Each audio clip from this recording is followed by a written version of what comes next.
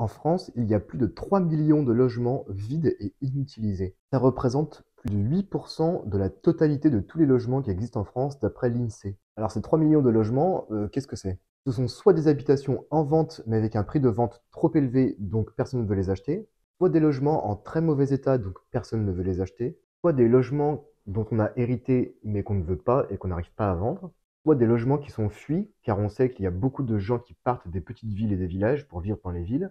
Et dernière raison de leur existence, c'est que beaucoup de personnes veulent construire leur propre maison ou acheter quelque chose de neuf.